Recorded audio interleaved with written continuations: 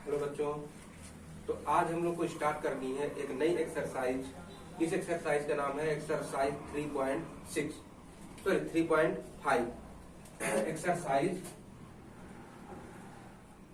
3. इस एक्सरसाइज में हम लोग वज्र गुणनखंड विधि के बारे में सीखेंगे कि वज्र गुणनखंड विधि से कैसे करना है क्वेश्चन को।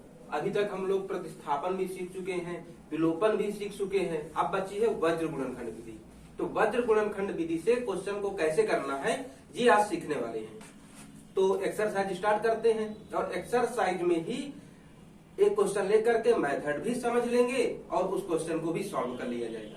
ठीक है, तो चलिए स्टार्ट करते हैं एक्सरसाइज 3.5।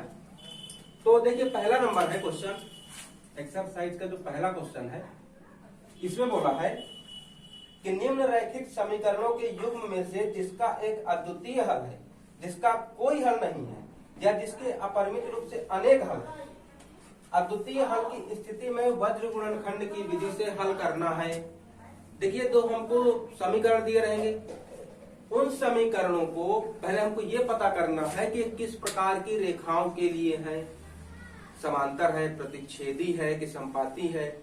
अब समांतर रेखाओं का कोई हल नहीं होता, प्रतिच्छेदी का केवल एक हल या तो कहे अद्वितीय हल होता है, संपाती के अनेक हल होते हैं। तो जब अद्वितीय हल की स्थिति मिले, ठीक है, रेखाएं कोई भी हो सकती हैं, लेकिन जब अद्वितीय हल के लिए कंडीशन मिले तभी वज्र गुणनखंड करना है, नहीं तो नहीं करना है।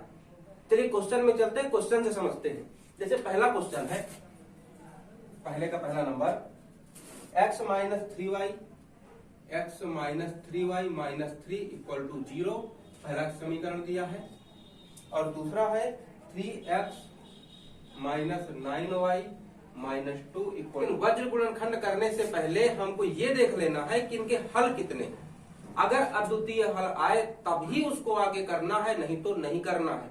अच्छा, अद्वितीय हल की स्थिति क्या होती है? अद्वितीय हल के लिए बोलते हैं कि a1/a2 can not equal b1/b2। अगर ये स्थिति आ जाए रेखाओं की तो कहेंगे अद्वितीय हल है, यानी वो रेखाएं प्रतिच्छेदी हैं। अद्वितीय हल की कंडीशन ये है, तो अगर ये कंडीशन मिल जाए तो क्वेश्चन आगे करना है, अगर ना मिले तो क्वेश्चन वहीं छोड़ देना। अच्छा, इसको करते हैं। तो सबसे पहले a1, a2, b1, b2, c1, c2 के मान निकालें।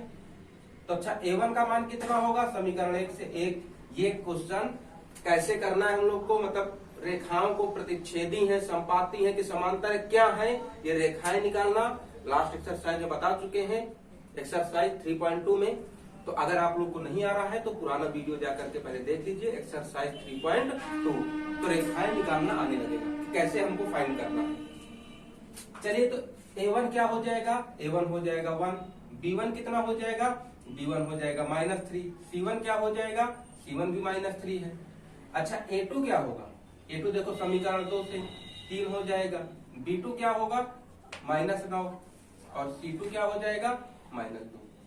अब हम एक काम करते हैं, इस a1, a2, b1, b2, c1, c2 को अनुपात में रखें। तो a1/a2, a1/a2, b1/b2, c1/c2, ठीक है। a1/a2, b1/b2, c1/c2 रख दिया गया। अच्छा, को यहाँ से माइनस माइनस कट गए, यहाँ भी माइनस माइनस कट गए, ये तो कुछ कटने वाला नहीं है, तो इसको वैसे ही उतार लें। अब 3 × 1 = 3, 3 × 3 = 9, यहाँ क्या बचा? 1/3। अब ये तो कटने वाला नहीं है, इसको भी वैसे ही उतार लो। अब यहाँ पे ध्यान से देखो, क्या ये दोनों बराबर हैं? हाँ भैया, ये दोनों बराबर हैं। और क्या ये दोनों भी बराबर हैं? ये बराबर नहीं है, ये बराबर नहीं है। तो क्या कंडीशन बन रही है? a1/a2 बराबर है किसके?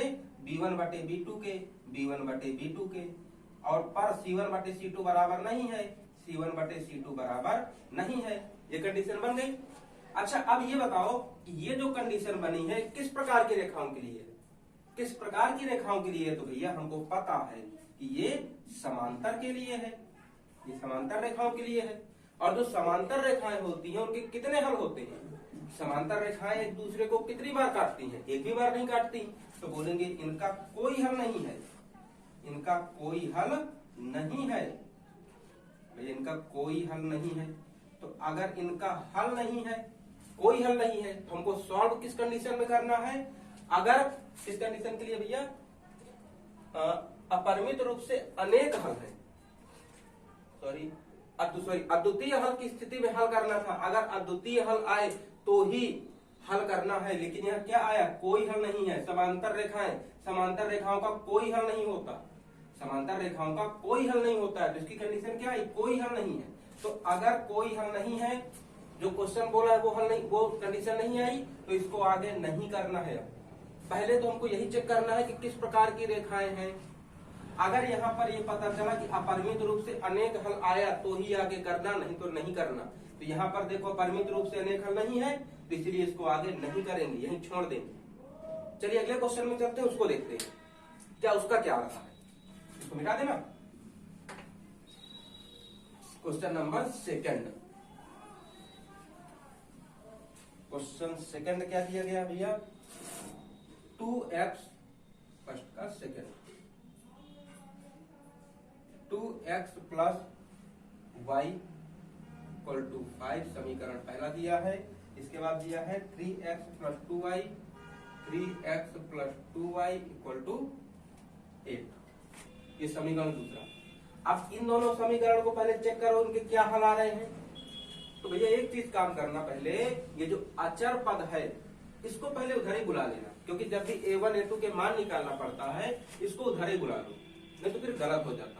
क्योंकि हम सीधे दिख रहा है कि प्लस का 5 है, लेकिन वास्तव में जब 5 उधर जाएगा तो उधर चिन्ह बदल जाएगा। इसलिए हम पहले इसको पक्षांतर कर लेते हैं।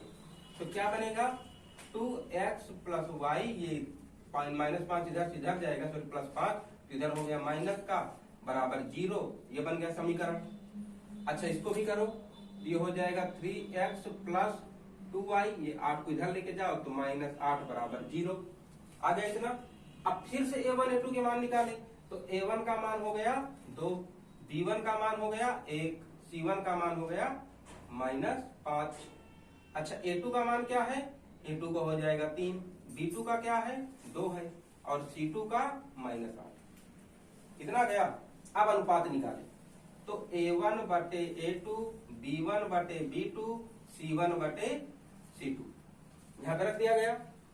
तो सबसे पहले देखो a1 बटे a2 और b1 बटे b2 क्या ये दोनों बराबर हैं? भैया जब ये बराबर ही नहीं है, जब पहला ही हमारा a1 a2 और b1 b2 ही बराबर ना हो तो c1 c2 के पास जाने की जरूरत नहीं है। देखो ये बराबर नहीं है तो इसलिए हमको इसकी जरूरत नहीं पड़ेगी। तो यहाँ पे क्या बना, ये दोनों बराबर नहीं है। इसको लिख सकते हैं a1 upon a2 can not equal to b1 upon b2, ये बराबर नहीं है। तो ये किस प्रकार की रेखाएं हुई, ये हुई भैया प्रतिच्छेदी रेखाएं। किस प्रकार की रेखाएं हुई, ये प्रतिच्छेदी रेखाएं हुई। और प्रतिच्छेदी रेखाओं के कितने हल होते हैं भैया, प्रतिच्छेदी रेखाओं के अपरिमित रूप से अरे यार क्या लिख दिए, सॉरी,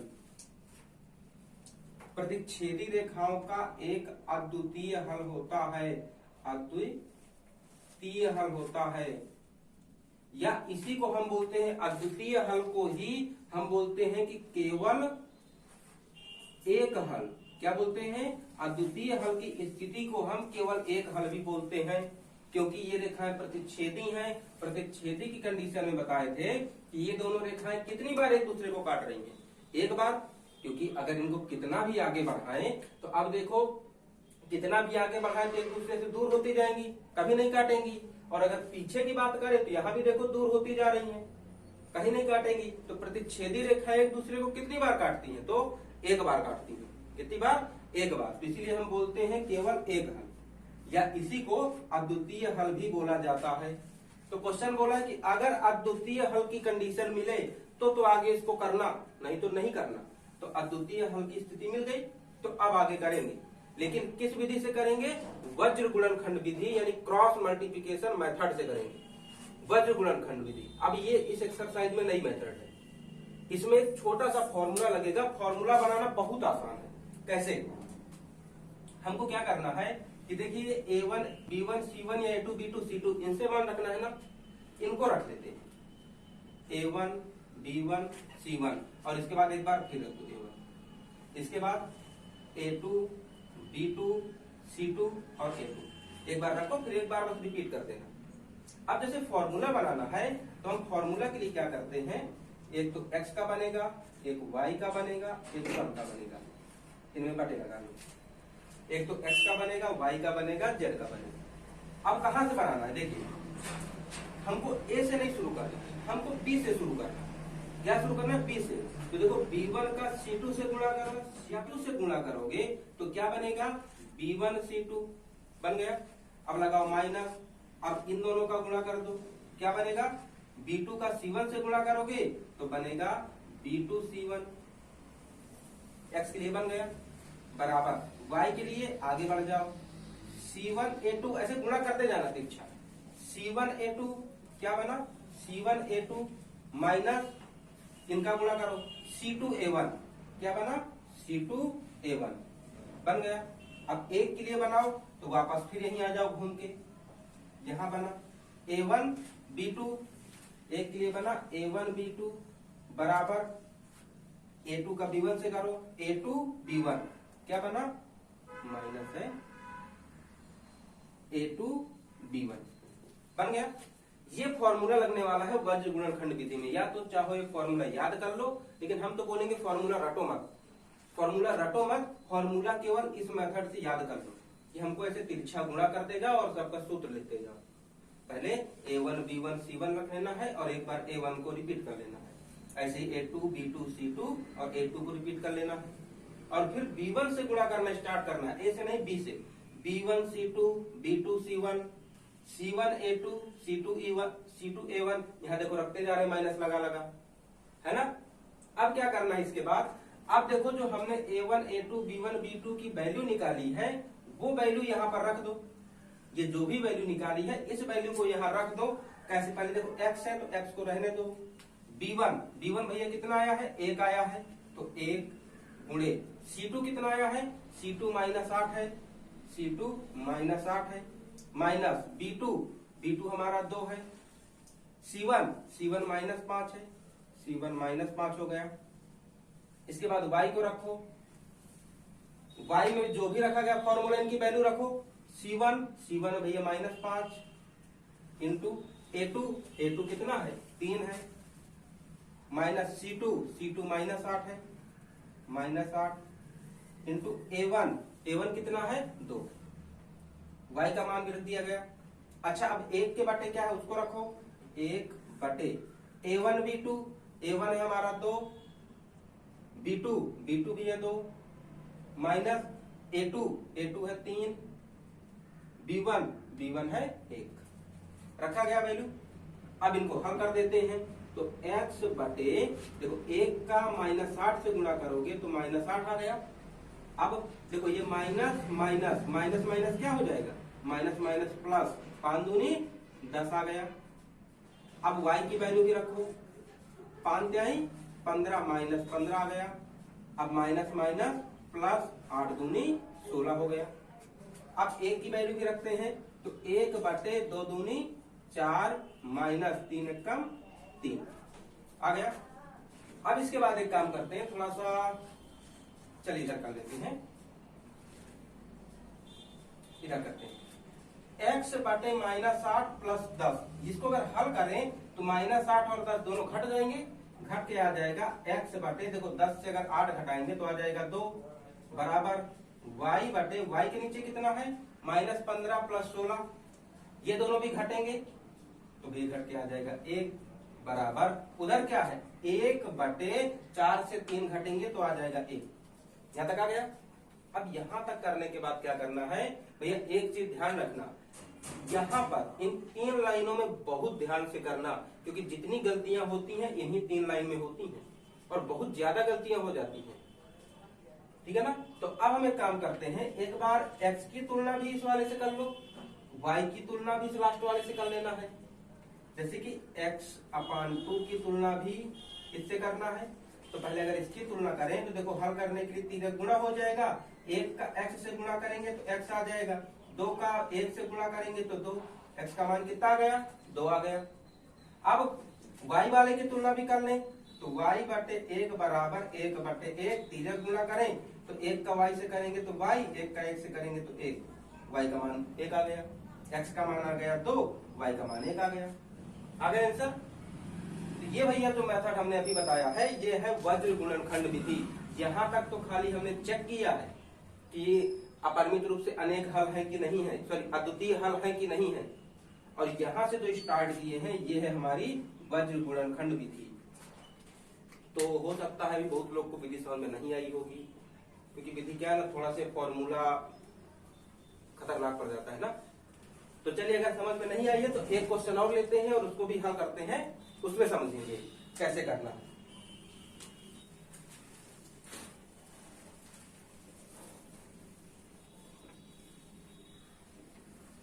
अब देखते हैं फर्स्ट का सेकंड नंबर और थर्ड नंबर, सेकंड तो हो गया, फर्स्ट का थर्ड। अच्छा भैया आप लोग सवाल लगाते जा रहे हो कि नहीं लगाते जा रहे? घर पे सवाल सब लोग लगाते जाना, नहीं तो पीछे का पूरा साफ होता जाएगा। क्या देखो 3x minus 5y equal to 20, ये दिया समीकरण पहला। दूसरा है 6x minus 10y equal to 40, ये समीकरण दूसरा। तो सबसे पहले हम रेखाएं निकाल लें कि ये रेखाएं किस प्रकार की हैं a1 a2 के मान से। तो a1 बराबर हो गया 3, b1 बराबर हो गया -5, c1 बराबर देखो 20 इधर आएगा तो -20 हो गया। अच्छा a2 का मान कितना होगा 6, b2 का मान कितना होगा -10, c2 का मान 40 को इधर लाओगे तो -40 हो गया ना।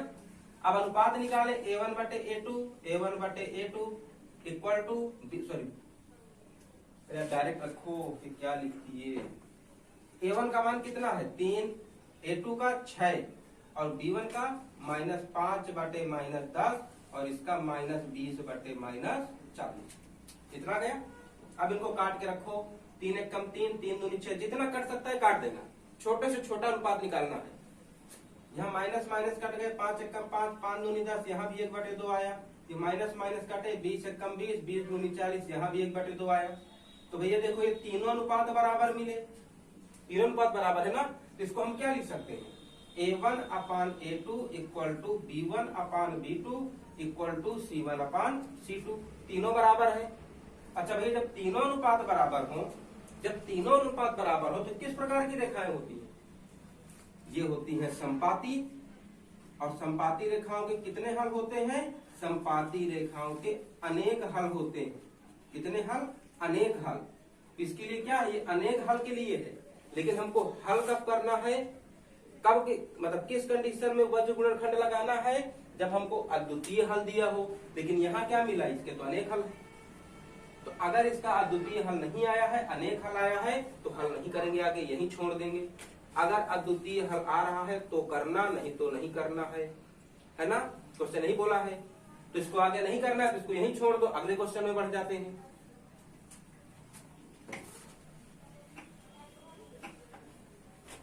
क्वेश्चन नंबर 4 नंबर, क्वेश्चन 4,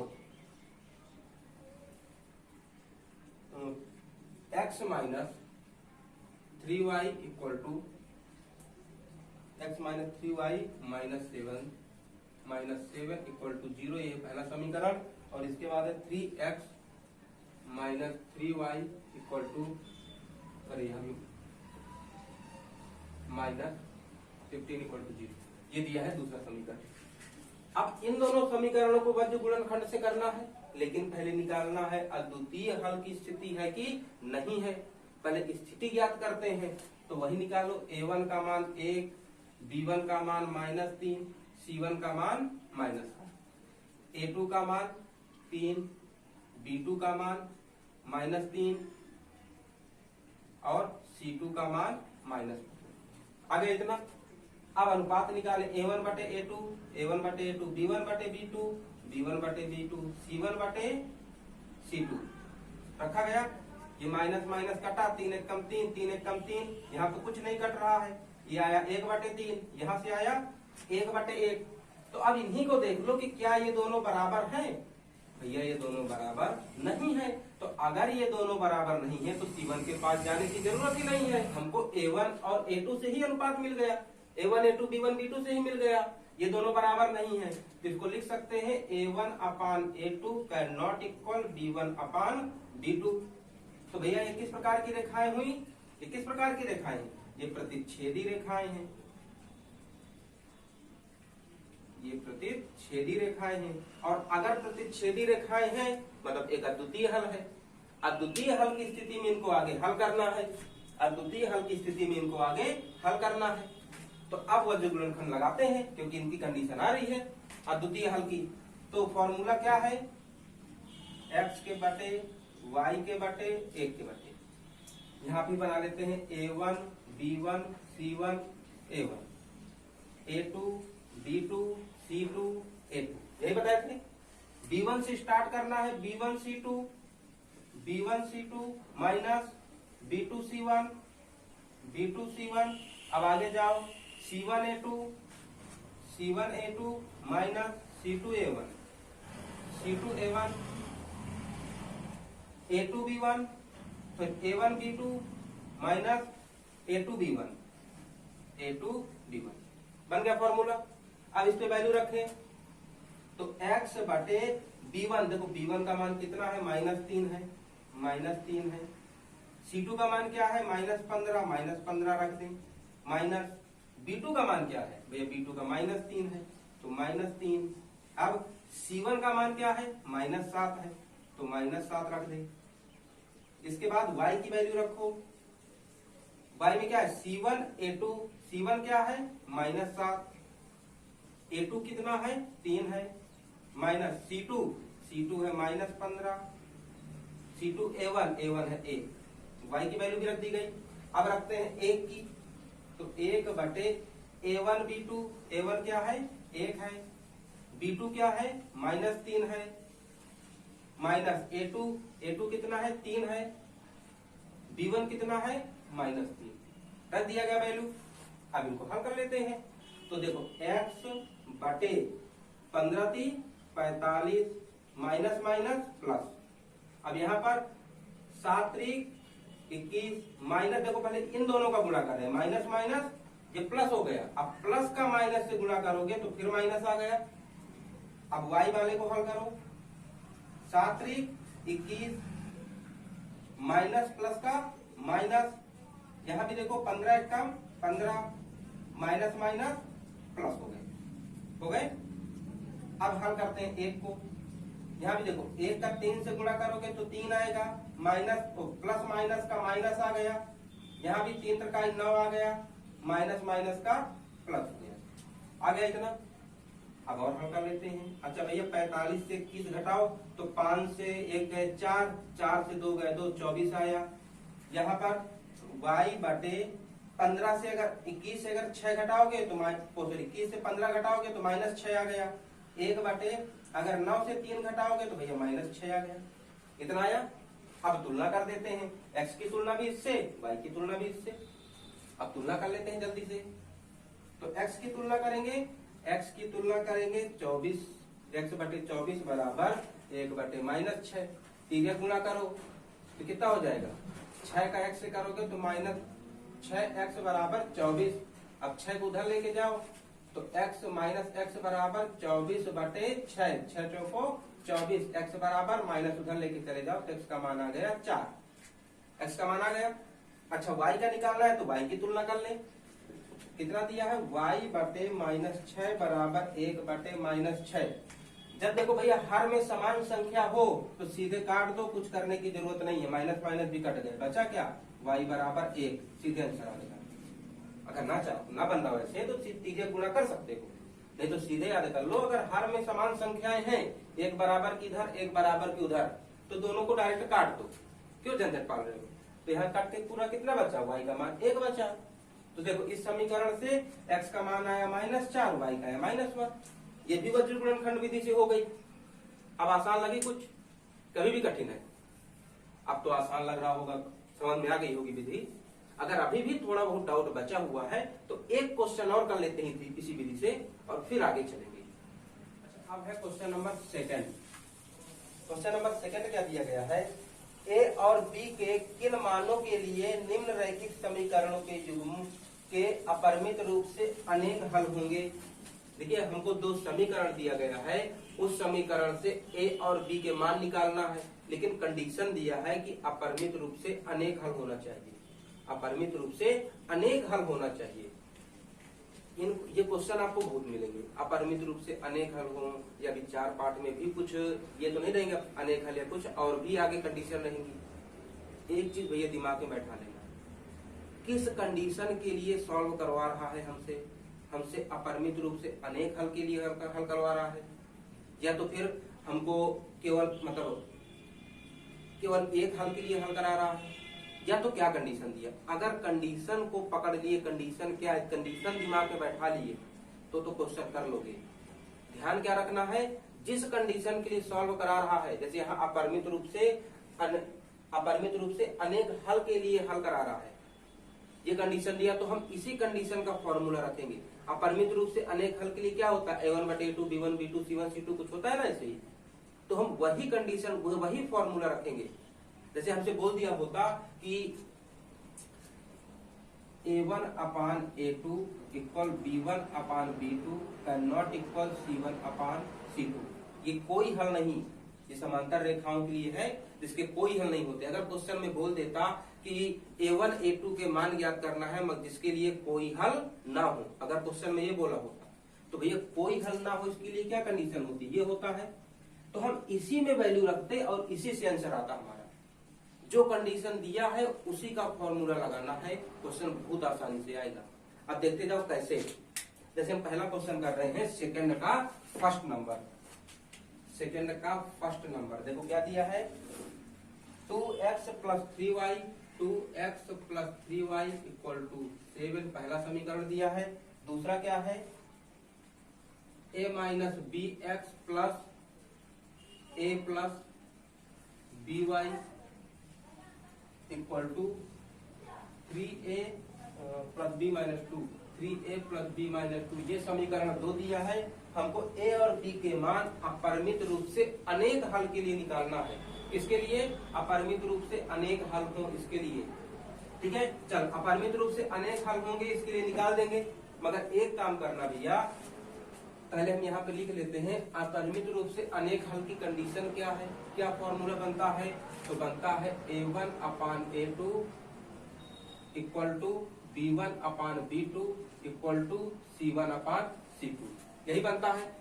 तो भैया इसी में हमको वैल्यू रख देना है a1 a2 b1 b2 c1 c2 की, आंसर ऑटोमेटिक आएगा। कैसे, देखो तो पहले हम a1 a2 b1 b2 के मान तो निकालें। तो देखो यहाँ से पहले इसको थोड़ा और सॉल्व करो, इधर a1 b1 तो है लेकिन c1 बराबर की उधर है, तो इसको इधर बुला लो, क्योंकि देखो एक से ज्यादा पद में है तो फिर दिक्कत ना हो जाए करने में। अगर देखो हम इसमें आगे ब्रैकेट लगा दें, ध्यान समझना, अगर हम इसमें ब्रैकेट लगा देते हैं ताकि इधर पक्षांतर करें तो आसानी से आए, क्या होगा, a1 - bx + a + by। अच्छा देखो पूरा ला रहे थे, पूरा ब्रैकेट के अंदर है, पूरा ब्रैकेट उठा के ला रहे हैं, तो इधर देखो ब्रैकेट क्या है, क्या चिन्ह, माइनस प्लस, तो इधर का हमें आएगा, इधर आएगा माइनस में। तो ये फायदा हुआ, हमने ब्रैकेट लगा दिया। जब एक एक संख्या को लाते तो पहले 3x को लाते, इधर माइनस, फिर ये माइनस, ये इधर प्लस, हमको ये सब नहीं करना पड़ा, ब्रैकेट लगा दिए, सबका चिन्ह एक साथ लग गया, है ना। तो इस समीकरण को हमने चेंज कर दिया। अब निकालते हैं वैल्यू, पहले a1 की, a1 का मान क्या होगा 2, b1 का क्या होगा 3 होगा, और c1 का देखो c1 यानी 7 इधर आएगा तो -7 हो गया। अच्छा a2 का मान क्या होगा, a2 का होगा a - b, b2 का क्या होगा a + b, c2 का क्या होगा, ये देखो जो तीसरा पद है ना, ये है c2, ये पूरा c2 है, तो c2 कितना है 3a + b - 2, लेकिन आगे माइनस लगा है तो ये भी लिख देते हैं 3a + b - 2, ये हो गया c2। अब कंडीशन दिया है अपरिमित रूप से अनेक हल हो, अपरिमित रूप से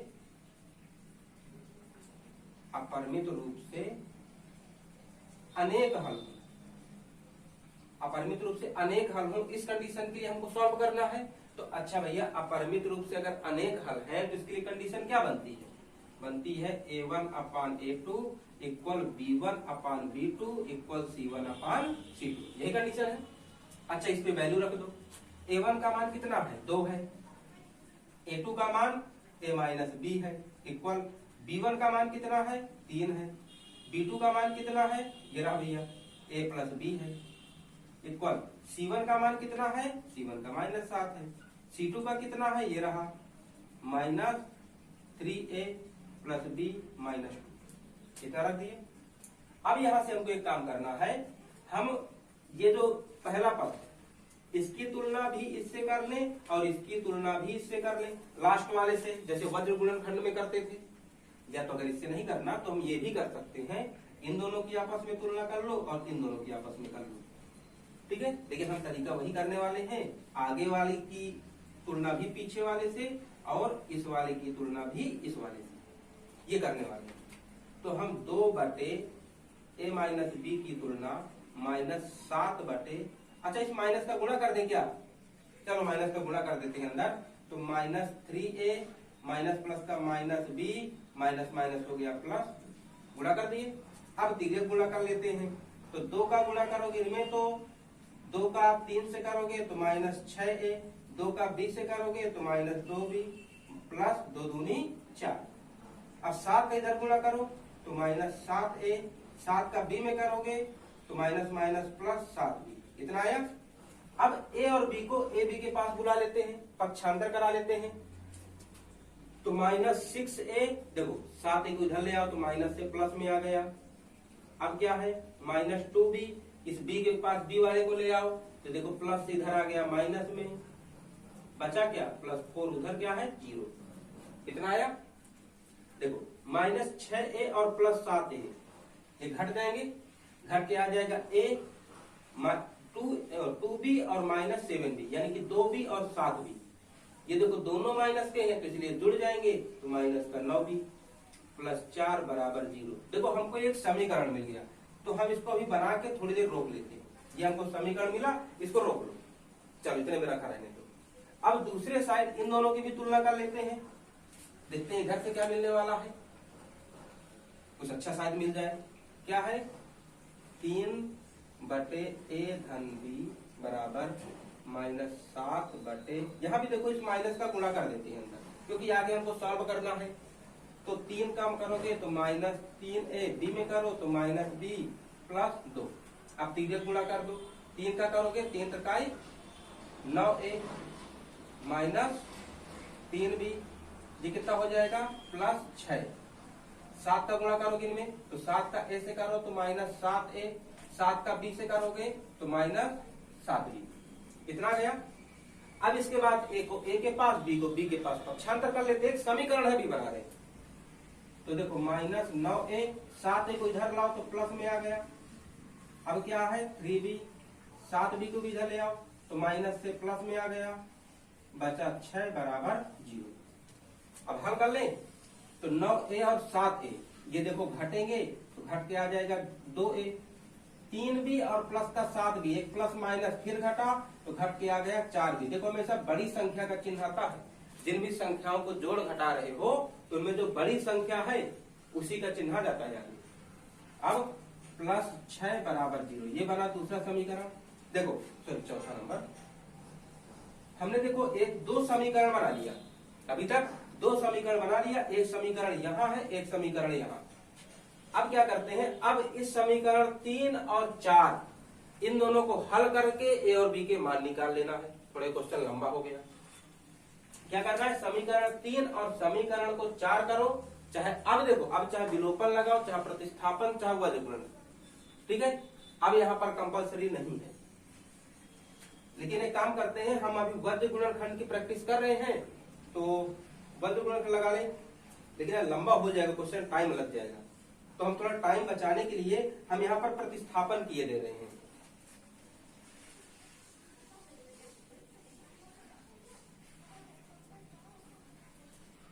चलो प्रतिस्थापन कर रहे हैं। प्रतिस्थापन के लिए समीकरण 3 और समीकरण 4 को पहले रख लेते हैं आपस में, A माइनस 9B, 4 को उधर पक्षांतर कर लेते हैं, आसान हो जाएगा। इसको करो तो माइनस 2A प्लस 4B, 6 को उधर कर लो तो बराबर माइनस 6, ठीक है ना, क्योंकि बाद में हमको पक्षांतर करना ही करना है, तो अभी किए लेते हैं। विलोपन विधि ध्यान है ना सबको। अब देखो क्या करना है, हम ए वाले पद को बराबर कर लेते हैं ताकि ये कट के जीरो मतलब कट के जीरो हो सके। तो इसके लिए 2 का गुणा इसमें करना पड़ेगा और 1 का गुणा इसमें करना पड़ेगा। तो इसमें 2 का गुणा करें तो 2a माइनस 18b इधर करो तो माइनस 8। अब 1 का गुणा इधर करो तो कितना आ जाएगा, यह आ जाएगा माइनस 2a, इधर करो तो प्लस 4b, 1 का गुणा इधर करोगे तो माइनस 6 ही हो आएगा। अब देखो ये जीरो हो गए प्लस माइनस के, ये भी घट जाएंगे तो 18 से 4 घट के माइनस 14 और 8 6 ये भी माइनस 14। यहाँ बी भी है, अभी माइनस माइनस दोनों साइड से कट गए, 14 को उधर पक्षांतर कर लो तो b बराबर 14/14। b का मान कितना आ गया, b का मान भी आ गया 1। अब इस b का मान चाहे समीकरण 3 में रख दो चाहे 4 में रख दो। चलो हम रख देते हैं समीकरण 3 में। तो b का मान समीकरण 3 में रखने पर, समीकरण 3 क्या है, ये है a माइनस 9b धन 4 बराबर 0। b की जगह क्या रखना है 1, b का जो भी मान आया है। तो a माइनस 9 गुणे b का मान कितना है 1 है तो 1 रख दिए धन 4 बराबर 0। अब देखो इसको सॉल्व करें तो a माइनस 9 कम 9 धन 4 बराबर 0। ये 9 4 कितना हो जाएगा, तो ये एक माइनस का एक प्लस का घट के 5 आ गया। अब 5 को उधर लेके चले जाओ तो a का मान कितना आया, 5 उधर जाएगा तो प्लस में 5 आ गया। तो इस समीकरण के लिए a का मान आया 5, b का मान आया 1। ये क्वेश्चन कैसा था, थोड़ा सा बड़ा हो गया क्वेश्चन लेकिन अच्छा क्वेश्चन था। फिर से समझो क्या किया है हमने, हमको 2 समीकरण दिया है,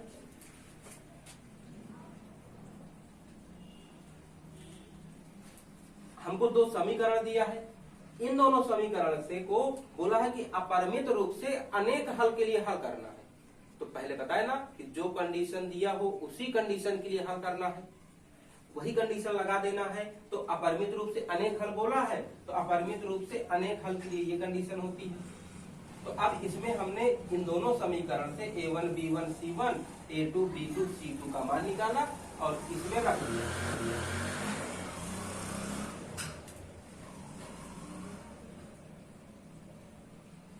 a1 a2 b1 b2 c1 c2 में रख दिया। रखने के बाद क्या किया है, ये जो आगे वाला था a1 वाला था, इस a1 वाले की तुलना भी c1 से कर लिए हैं और b1 वाले की तुलना भी c1 से कर लिए हैं।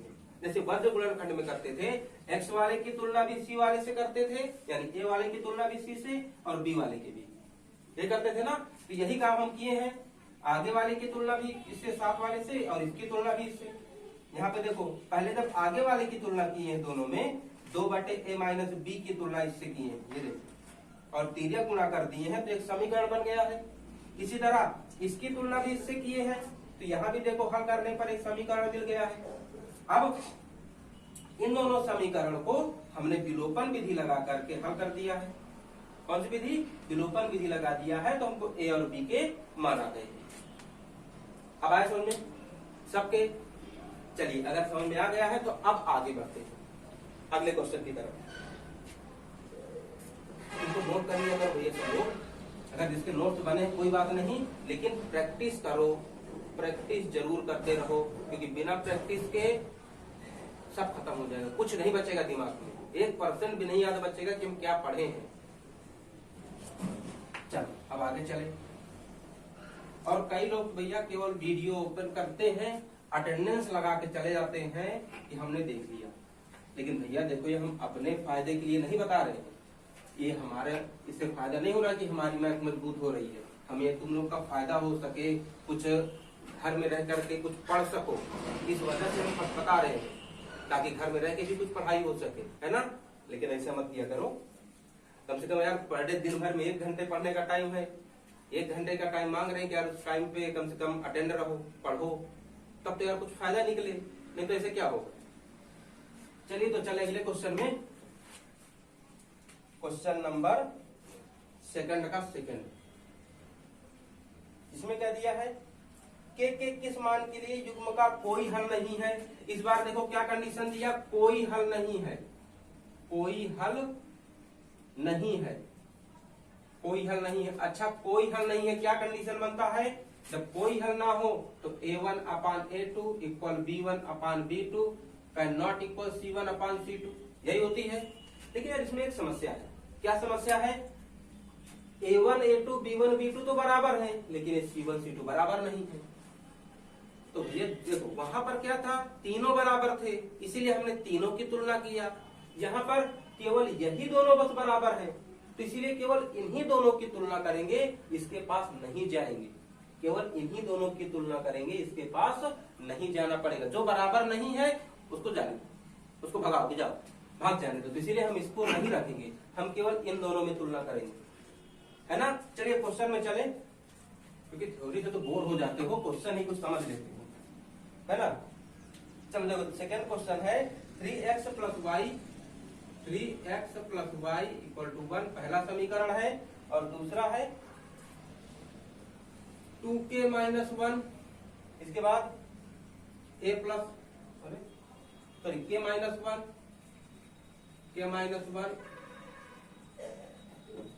y इक्वल 2k प्लस 1, ये दिया गया क्वेश्चन 2k प्लस 1। इसके लिए k की वैल्यू हमको निकालना है। अब k की वैल्यू कहां से निकले, तो काम देखो वही करना है।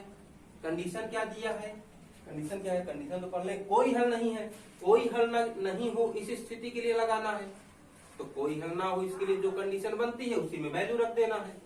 पहले तो निकाले A1 A2 के मान। A1 का मान हो गया 3, B1 का मान 1, C1 का मान इसको देखो इधर लाओगे तो -1, A2 का मान 2k माइनस 1, B2 का मान k माइनस 1 और C2 का मान देखो इसको इधर लाओगे तो इसके लिए दो कंडीशन है। या तो ब्रैकेट बना करके दोनों में कॉमन लगा लो, यानी कि जब पक्षांतर करोगे तो ब्रैकेट लगा के ऐसे लिख लो 2k प्लस 1 माइनस आगे लगा लो। या तो ये कर सकते हो, या अगर ये नहीं करना है तो इनको एक एक को लाओ। तो देखो इधर आएगा तो -2k, एक भी इधर आएगा तो -1, ठीक है। तो या तो ये लिख सकते हो या ब्रैकेट वाला, दोनों में से जो चाहो वो लिख दो। चलो हम ये वाला इस बार लिख रहे हैं, ब्रैकेट वाला तो पिछली बार लिखे थे, इस बार इसको लिख रहे हैं। अब किस कंडीशन के लिए है, कोई हल नहीं है, कोई हल ना हो इसके लिए निकालना है। तो कोई हल ना हो इसके लिए क्या कंडीशन बनती है, A1/A2 equal B1/B2 can not equal C1/C2। अब देखो C1/C2 इनके बराबर नहीं है, जो बराबर नहीं है उसको जाने दो, उसको रोको मत। A1/A2 क्या होगा, 3 ये कितना है 2k minus 1 equal B1/B2, B1 है 1, B2 क्या है k माइनस 1। अब C1/C2 देखो बराबर नहीं हो रहा ना, तो उनकी वैल्यू रखो ही मत, जाने दो, भागो। तो अब इन्हीं का तिर्यक गुणा कर ले, 3 का k से गुणा करेंगे तो 3k माइनस 3, 1 का गुणा करोगे तो 2k माइनस 1, पक्षांतर करो k को k की तरफ, यानी चर को चर की तरफ, अचर को अचर की तरफ। तो 3k ये इधर आएगा तो -2k, -1 उधर है, 3 उधर जाएगा तो माइनस से गया प्लस में, घट के कितना हो गया k, 1 से 3 घट जाएगा तो आएगा 2, k का मान कितना आ गया 2। ये तो बहुत छोटा था, है ना। पिछला वाला कितना बड़ा था, ये कितना छोटा है, ये तो आसान है ना। ये दिया कोई हल ना हो, तो हमने कोई हल ना हो इसके लिए कंडीशन लगाया था। यही चीज ध्यान रखना कि जो कंडीशन दे उसी का फॉर्मूला लगाना है, दूसरे का नहीं लगाना। जो कंडीशन दिया है उसी का फॉर्मूला लगाना है ना। चलिए तो अब चले अगले क्वेश्चन में। ये समझ में आ गया ना सबके? चलो अगर समझ में नहीं आया है तो एक बार रिवाइंड कर लिया करो वीडियो को और फिर देख लिया करो, ठीक है ना। चलिए तो मिटाए अगले क्वेश्चन में चले। अब आ जाता है क्वेश्चन नंबर 3। क्वेश्चन नंबर 3 क्या दिया है, निम्न रैखिक समीकरण के युग्म को प्रतिस्थापन एवं वज्र गुणनखंड विधियों से हल कीजिए, किस विधि को आप अधिक उपयुक्त मानते हैं। देखिए एक समीकरण दिया है 8x धन 5y बराबर 9, ये एक समीकरण है। और दूसरा है 3x plus 2y, 3x plus 2y बराबर 4, ये दूसरा समीकरण। इन दोनों समीकरण को भैया एक तो हमको वज्र गुणनखंड से करना, एक तो वज्र गुणनखंड से विधि से करना है और दूसरा प्रतिस्थापन विधि से करना है। एक वज्र गुणनखंड से, एक प्रतिस्थापन से, दोनों विधियों से करना है। भैया वज्र गुणनखंड भी बता दिए हैं, प्रतिस्थापन भी बता दिए हैं। अब क्वेश्चन बोला है कि आपको कौन सी विधि ज्यादा उपयुक्त लगी है। आपको जो विधि अच्छी लगती हो उस विधि को लिख देना कि हमको ये विधि ज्यादा उपयुक्त लगती है। ये सबके मन की बात है, एक दूसरे का कॉपी करके मत लिख देना। किसी का उतार रहे थे तो उसने लिखा मुझे वज्र गुणनखंड अच्छी लगती है, तो जिसको वज्र गुणनखंड आती भी नहीं है उसने भी लिख दिया कि मुझे वज्र गुणनखंड विधि अच्छी लगती है। ये मत करना, जो विधि आपको अच्छी लगती हो वही लिखना, दूसरे का कॉपी नहीं कर लेना। तो ये तो आप लोग को कर लेना है कि हमको पहले एक बार वज्र गुणनखंड से सॉल्व करना है, प्रतिस्थापन से करना है और नीचे बताना है कि हमको कौन सी विधि अच्छी लग रही है। दोनों विधियों से सॉल्व है करना है। तो ये दोनों विधि आपको बता चुके हैं, तो इसलिए ये क्वेश्चन आपको स्वयं करना है। अब चलते हैं क्वेश्चन नंबर 4 की ओर। क्वेश्चन नंबर 4,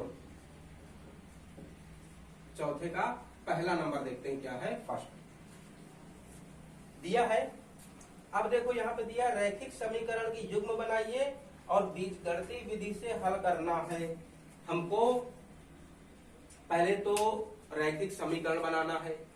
हम लेसन 3.4 में भी सीखे हैं, 3 में भी सीखे हैं, 2 में भी सीखे हैं, 1 में भी सीखे हैं। इस पूरे पाठ में हम समीकरण बनाना ही सीखते आ रहे हैं। वैसे ही समीकरण बनाना है और उन समीकरणों को हल करना है। लेकिन एक कंडीशन और दिया है, यदि उनका अस्तित्व है, अगर उनका अस्तित्व है तो बताइए, और उनके हल किसी बीजगणितीय विधि से ज्ञात करना है। यदि उनका अस्तित्व है तो हल करना है, आगे नहीं तो नहीं करना। अच्छा, पहले तो हमको समीकरण बनाना ही बनाना पड़ेगा, चाहे जो हो जाए। तो पहले हम समीकरण बनाते हैं, फिर आगे देखते हैं क्या बोला है। जैसे पहला नंबर है कि एक छात्रावास के मासिक व्यय का 1 भाग नियत है तथा शेष इस पर निर्भर करता है कि छात्र ने कितने दिन भोजन लिया है। देखिए, एक कोई हॉस्टल है, छात्रावास, यहाँ ये एक मान लेते हैं छात्रावास है। इस छात्रावास में एक नियम है कि भैया कुछ भाग है, जैसे इसको ऐसे समझ गया, ये भाग नियत मत समझो, ये हटाओ। जैसे हम कहीं जाते हैं घूमने के लिए गए, या मान लेते हैं हमारा एडमिशन हो गया, हमको इसी हॉस्टल में रहना है। तो हॉस्टल में एक चीज ये होता है कि आपको भैया 21,000 रुपए या तो 20,000, इतना रुपए आपको साल का लगना ही लगना, आपको इतना रुपए लगना ही लगना है। तो आपको पहले देखो वो जो वहाँ की जो फीस होती है वो तो लगती ही लगती है। अब आप उसमें चाहे रहो या ना रहो, खाना खाओ या ना खाओ, ये तो आपको लगना ही लगना है ना, ये तो लगना ही लगना है। तो ये जो भाग है, जो भाग फिक्स होता है, इसे हम नियत भाग बोलते हैं। क्या बोलते हैं? नियत भाग। अब हम इस हॉस्टल में गए एडमिशन के लिए, तो हमको ये नियत भाग तो देना ही देना पड़ेगा, यानी 21,000 रुपए देना ही देना है। अब यार हम सोचे कि यार 21,000 रुपए हम जमा किए हैं, खाना एक दिन खाते हैं, सॉरी दिन भर में एक बार खाते हैं, तो हम क्यों ना अपने सभी दोस्तों को बुला लें और बोले कि साल भर यहाँ खाना खाओ, 21,000 दिए, है ना। तो अगर देखो इस 21,000 में एक फिक्स चीज होती है कि हमको अगर ये 1 मंथ का है तो हमको 30 दिन ही खाना मिलेगा, और अगर 2 टाइम का वहां रूल है तो यानी 30 गुणे 2 यानी कि 60 बार ही खाना खा सकता है। अगर भैया 30 दिन का 21,000 लग रहा है, मान लो 30 दिन का 21,000 लग रहा है, तो अगर 30 दिन में वो एक दिन में 2 बार खाना खाने देता है, एक बार दोपहर एक बार शाम, तो मतलब टोटल 60 बार तुम खाना खा सकते हो। लेकिन अगर 60 से तुमने 61 बार खाना खाया, यानी जो सोच रहे हो ना कि अपने दोस्तों को बुला लो 21,000 भरे वो भी खाना खा जाए, तो भैया 60 बार 60 थाली तो आपको फ्री दे देगा, इसमें दे देगा। लेकिन जैसे ही आपकी एक थाली ज्यादा होगी, यहाँ पर देखो 61 थाली हो गई, या तो मान लेते हैं 70 बार आपने खा लिया, 70 थाली महीने भर में, तो आप इस 60 से जितनी ज्यादा थाली खा लोगे उसका अलग पैसा भी देना पड़ेगा। तो ये नियम मत लगाना कि सबको बुला लोगे, क्योंकि वहां नियम भी रखा है कि ये भाग तो देखो नियत है, यानी ये तो देना ही देना है। इसके बाद आप जितना ज्यादा भोजन खा लेंगे, जितना ज्यादा करेंगे, जितने दिन ज्यादा भोजन खाएंगे, उसका आपको पैसा अतिरिक्त से देना है, मतलब अलग से लगेगा वो पैसा। अभी ये नियत भाग और अतिरिक्त भाग समझ में आया? अगर हमने जैसे 21,000 की एंट्री ले ली कि हमको एक महीना की 21,000 की एंट्री दे दो, तो उस एंट्री में फिक्स रहता है कि हम इतनी बार ही भोजन कर सकते हैं।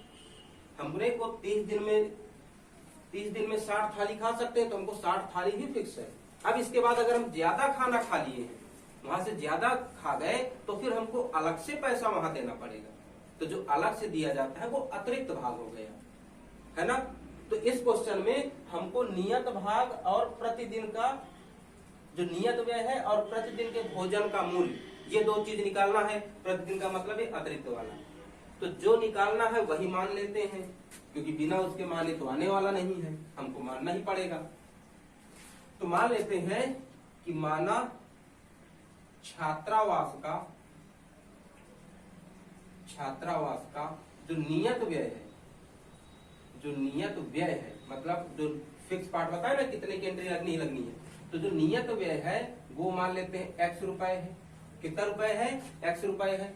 अब इसके बाद जो अतिरिक्त है यानी कि प्रतिदिन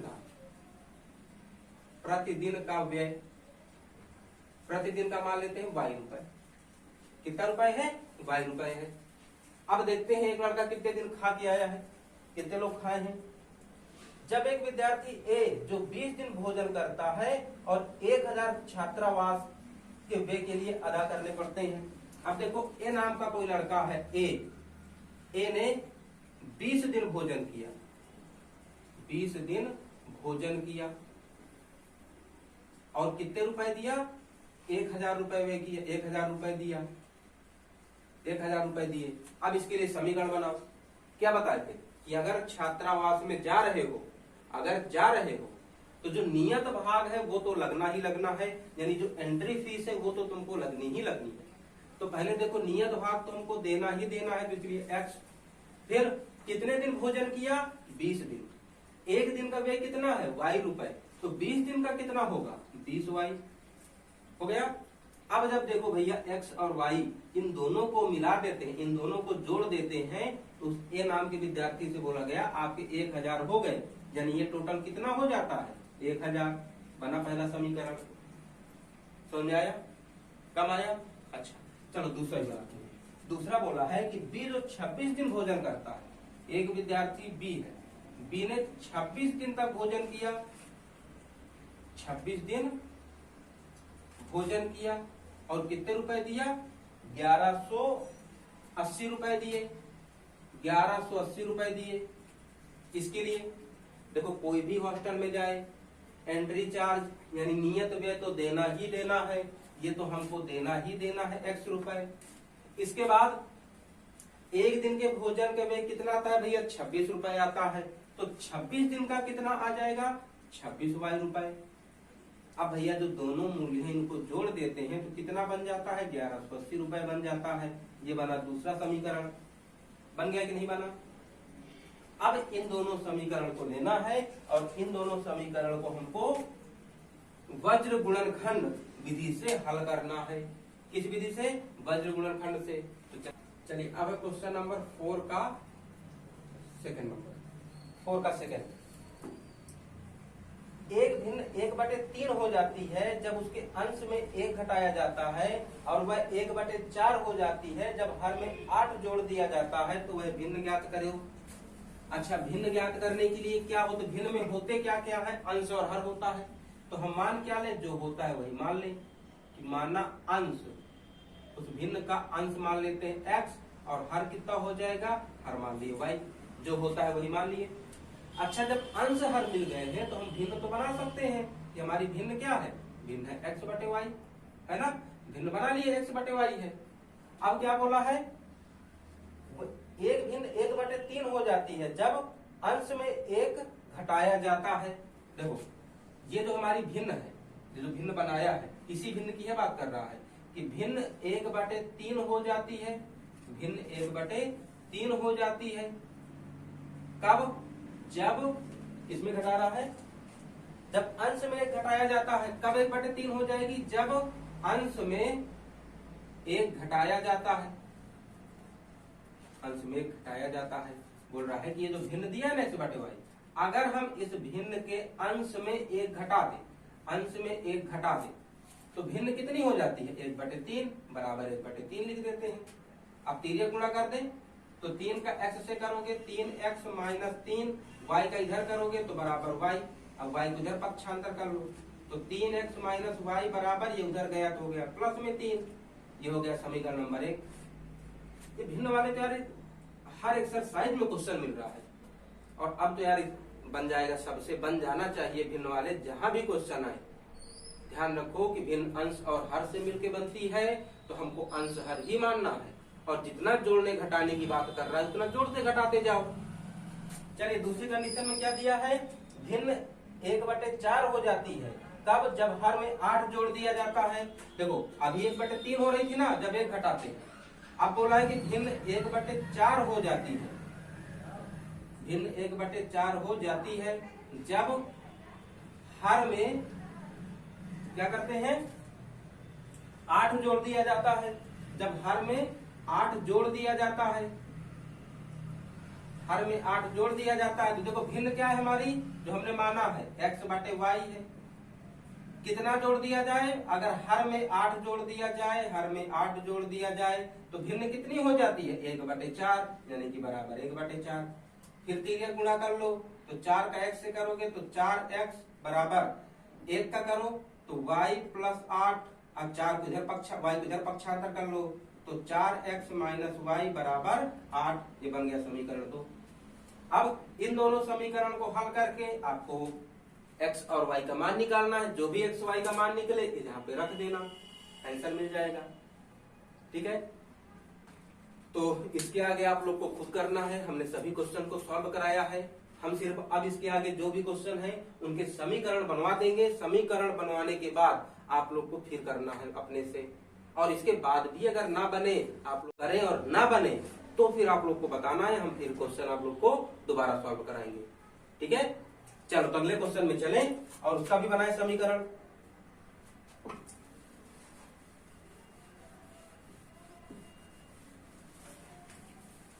क्वेश्चन नंबर 4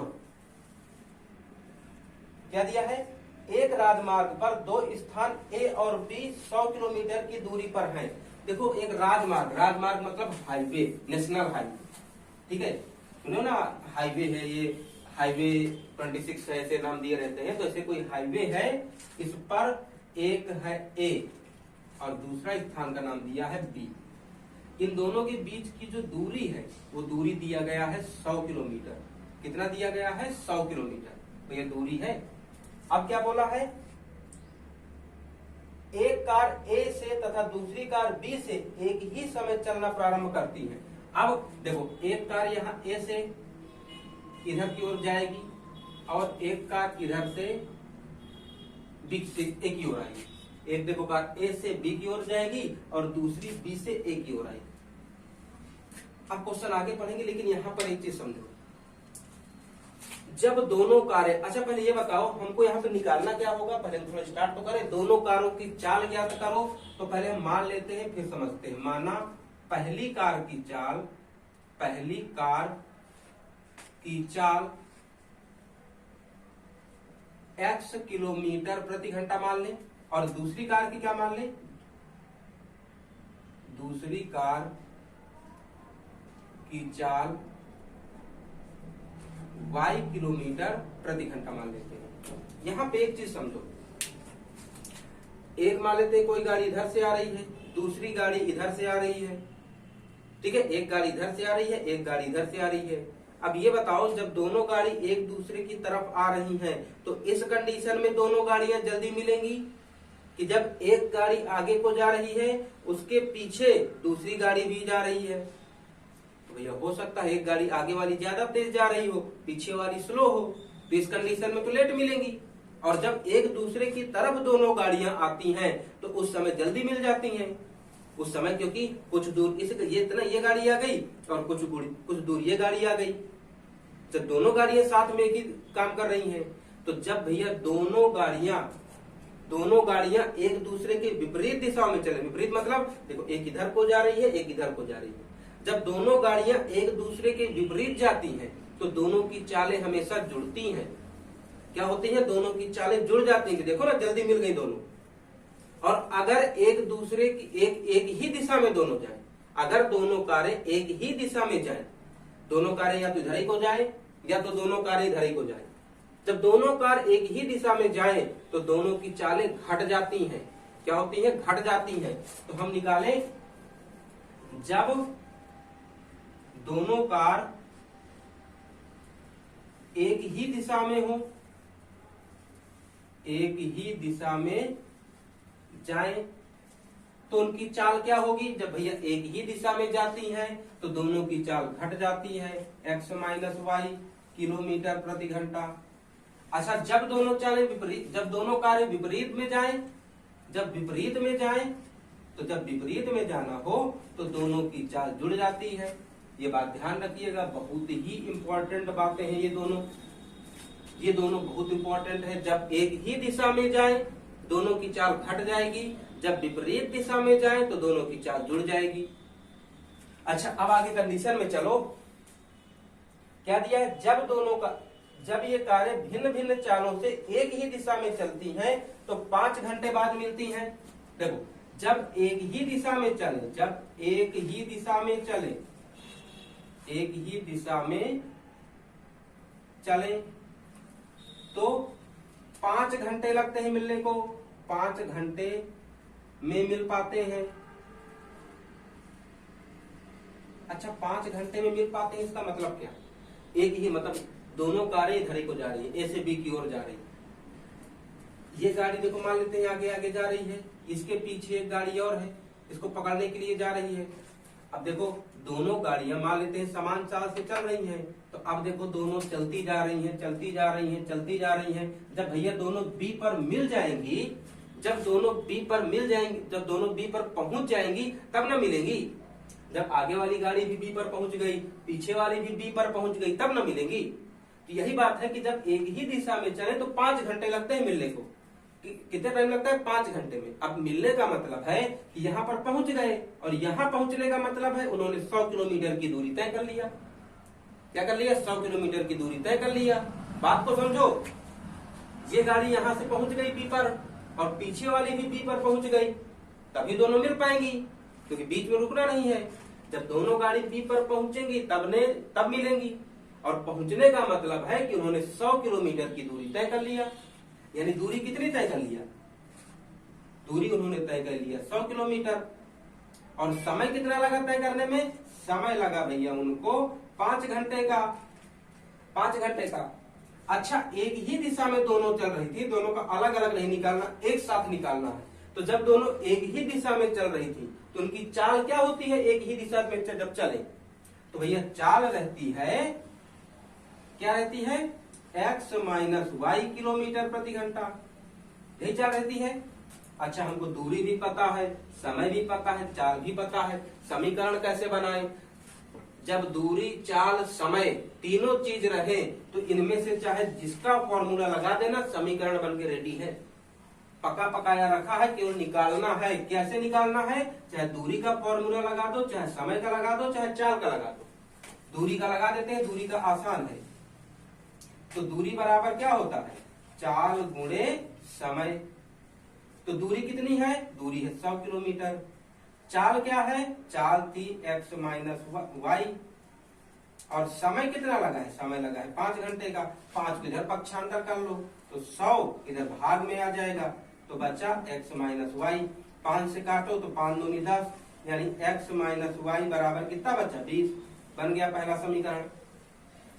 पहला समझ में आया? हमको ये देखना है कि एक ही दिशा में है, विपरीत दिशा में है, किस कंडीशन के लिए। ये एक ही दिशा के लिए था, हमने एक ही दिशा में। गाड़ियां चाहे एक ही दिशा में चल के मिले, चाहे विपरीत दिशा में चल के मिले, हमेशा उनके द्वारा तय की गई दूरी 100 किलोमीटर ही होगी, या जितना क्वेश्चन ने बताया है, जितनी दूरी बताया है उतना ही हो। क्योंकि अभी बताया ना कि जब दोनों गाड़ियां एक ही तरफ जा रही हैं तो जब बी पर पहुंच जाएंगी तब मिलेंगी।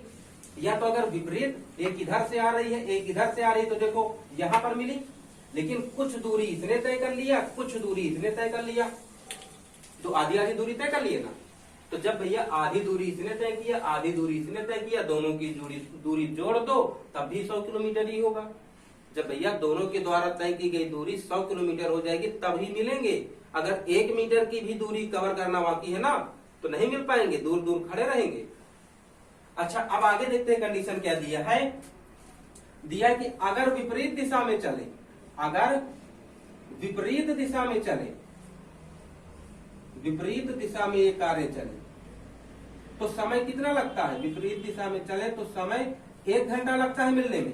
अगर दोनों कारें विपरीत दिशा में चल रही हैं तो इनके मिलने में कितना समय लगेगा, 1 घंटे का।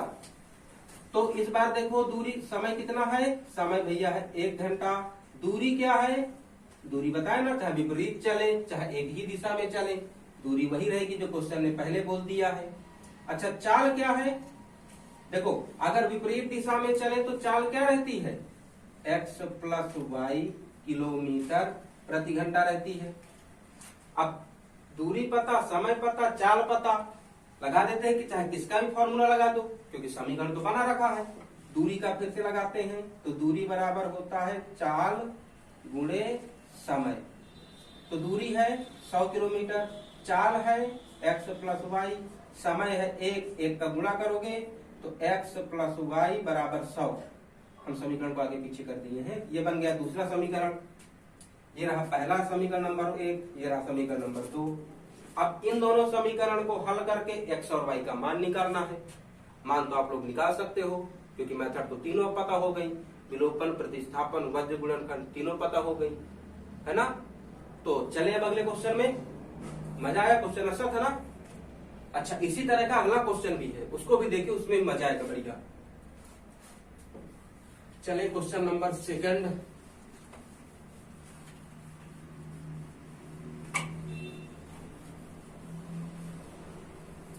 क्वेश्चन नंबर 4 का 5th नंबर।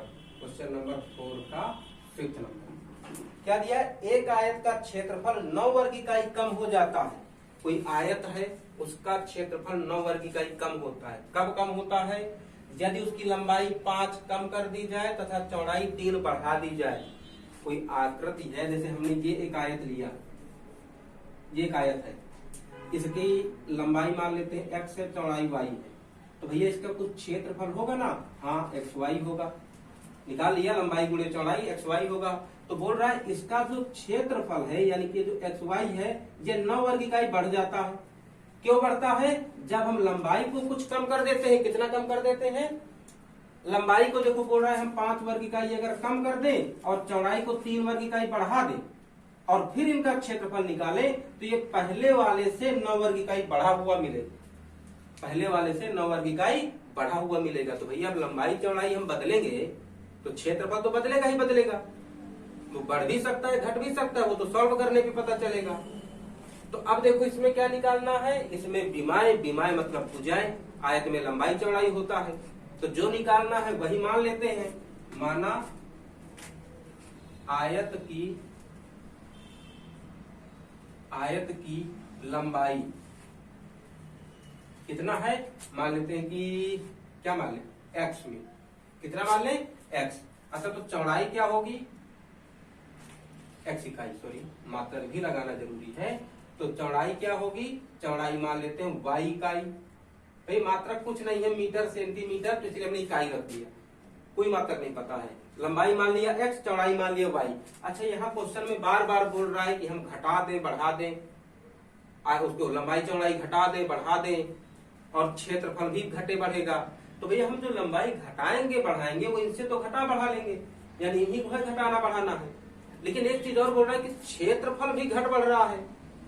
तो भाई किसकी तुलना में, यानी किसके तुलना में बढ़ रहा होगा, तो जो हमने लंबाई चौड़ाई माना है, इन लंबाई चौड़ाई का जो क्षेत्रफल होगा, इस लंबाई चौड़ाई से जो भी क्षेत्रफल निकलेगा उसी क्षेत्रफल से है घटाना बढ़ाना है।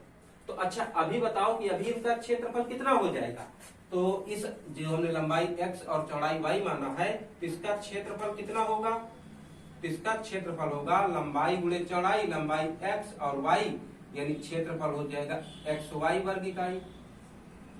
जो हमने माना है लंबाई चौड़ाई, उसका क्षेत्रफल ये होगा ना। अब कंडीशन में चले, कंडीशन क्या बोल रहा है, यदि लंबाई में क्या करना है, 5 इकाई कम कर दी जाए। यदि लंबाई 5 इकाई कम करे तथा चौड़ाई 3 इकाई बढ़ा दें। यदि लंबाई में 5 इकाई की कमी कर दें और चौड़ाई में 3 इकाई बढ़ा दें तो क्षेत्रफल 9 वर्ग इकाई बढ़ जाता है, बढ़ता ही घटता है, कम हो जाता है। 9 वर्ग इकाई कम हो जाता है। इसके लिए हमको कंडीशन बनाना है। पहले क्या बोला, लंबाई को 5 इकाई कम करें। लंबाई को 5 इकाई कम करो। लंबाई कितनी है हमारी, x है। तो चलो अब जो भी हमको कम करने के बाद मिलेगी उसको नई लंबाई नाम दे देते हैं। तो 5 वर्ग इकाई कम करने के बाद लंबाई कितनी हो जाएगी, तो भैया x में 5 घटा दो तो ये हो जाएगी हमारी नई लंबाई। कम कर दिए लंबाई को। अब बोला चौड़ाई को 3 इकाई बढ़ा दे। कितनी है चौड़ाई, चौड़ाई है y। तो अब बढ़ाने के बाद जो बनेगा वो हमारी नई चौड़ाई हो जाएगी। तो चौड़ाई को बढ़ाना है तो हमने जोड़ दिया, चौड़ाई हो गई 3 इकाई। अब बोला है इकाई को 5 इकाई कम कर दे, चौड़ाई को 3 इकाई बढ़ा दे। तो जो क्षेत्रफल है उसमें क्या प्रभाव पड़ता है, क्षेत्रफल में क्या प्रभाव पड़ता है, 9 वर्ग इकाई कम हो जाता है। अच्छा, किसकी तुलना में कम हो जाता है, यानी किससे कम हो जाता है। तो जो क्षेत्रफल हमने निकाला है, जो लंबाई चौड़ाई माने हैं, उन माने हुए से जो क्षेत्रफल आया है, क्योंकि हमने जो माना है उन्हीं को ना घटाए बढ़ाए हैं। तो जो हमारे माना है लंबाई चौड़ाई, उनसे जो क्षेत्रफल आया है इससे है 9 वर्ग इकाई कम होने वाला है। यानी इस क्षेत्रफल से है 9 वर्ग इकाई कम होने वाला है। ठीक है, तो हमको देखो नई लंबाई पता, नई चौड़ाई पता और नया क्षेत्रफल भी पता। जो घटाने बढ़ाने के बाद क्षेत्रफल आएगा वो भी लिखना ना है। क्या करें, क्षेत्रफल पता है ना, क्षेत्रफल का फॉर्मूला लगा दो। तो क्षेत्रफल बराबर क्या होता है, लंबाई गुणे चौड़ाई। अच्छा, क्षेत्रफल कितना आया है, क्षेत्रफल आया xy माइनस 9। लंबाई कितना है हमारी, लंबाई है x माइनस 5। चौड़ाई क्या है, y प्लस 3। अब इसको हल करो तो xy माइनस 9, x का y से गुणा करो तो आ जाएगा xy, x का 3 से गुणा करोगे तो प्लस 3x, 5 का y से करोगे तो माइनस 5y, माइनस 5 का 3 से करोगे तो माइनस 15। इसको ब्रैकेट हटा दो। देखो इधर xy प्लस में, इधर xy प्लस में, दोनों कट जाएंगे। 9 को उधर कर लो तो बचा क्या, 3x माइनस 5y माइनस 15। ये 9 इधर माइनस से उधर जाएगा प्लस में, बराबर 0। तो 3x माइनस 5y, 15 से अगर 9 घटाए तो 15 से 9 जाएंगे तो आएगा माइनस 6 बराबर 0। ये बन गया समीकरण नंबर 1। हमको नई लंबाई चौड़ाई बोला था, हमने नई लंबाई चौड़ाई निकाल लिया। इसके बाद क्षेत्रफल बोला था, हमको क्षेत्रफल भी मिल गया। तो हमने जो क्षेत्रफल मिला था हमने क्षेत्रफल का ही सूत्र लगा दिया और अब एक समीकरण मिल गया। अब इसी तरह दोबारा भी दिया है कि लंबाई चौड़ाई को कितना घटाएं कितना बढ़ाएं तो क्षेत्रफल क्या हो जाता है। तो सेम इसी तरह आप लोग को फिर बना लेना है। अब ये क्वेश्चन आप लोग के लिए हम छोड़ रहे हैं, ये आप लोग को खुद करना पड़ेगा। ठीक है, आप लोग ट्राई करना, जैसे हमने किया है वैसे ही करना। और अगर कोई दिक्कत हो तो बताना, हम इस क्वेश्चन को भी सॉल्व कराएंगे दोबारा। लेकिन पहले ट्राई करना है फिर करना है, पहले ट्राई करना फिर बताना बना कि नहीं बना।